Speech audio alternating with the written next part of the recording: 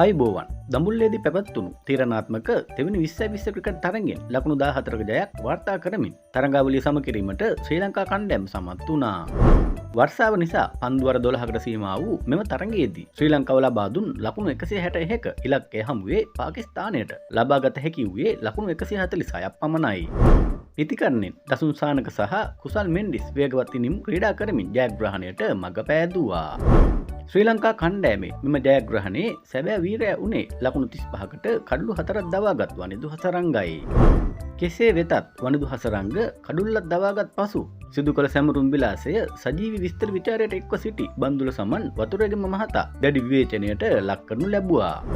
වනිදුගේ මෙම සැමරුම ක්‍රිකට් ක්‍රීඩාවට නොගැලපෙන බවට ඔහු සිදු කළ ප්‍රකාශය නිසා සමාජ මාධ්‍ය තුළ දැන් දැඩි උණුසුම් තත්ත්වයක් නිර්මාණය වී තිබෙනවා. බන්දුල සමන් මහතාගේ මෙම විවේචනය පිළිබඳ ක්‍රීඩා ලෝලින් ශ්‍රී අප්‍රසාදය පළ කරන්නේ තරගයේ දිනවන ක්‍රීඩකයන්ව අධෛර්යයට පත් නොකරන ලෙස පවසමින්. බොහෝ දෙනා පවසන්නේ බන්දුල සමන්ගේ විස්තර විචාරය දැන් රැකපැන ඇති බවයි. ඉතින් වනිදුගේ සැමරුම ගැන බන්දුල සමන් වතුරගේම මහතා කියපු කතාව ගැන ඔයාලට මොකද හිතෙන්නේ? ඔබේ අදහසත් පහලින් කමෙන්ට් කරන්න. අලුත්ම ක්‍රීඩා තොරතුරු නැවත හමු වෙනකන් ඔබට සුබ දවසක්.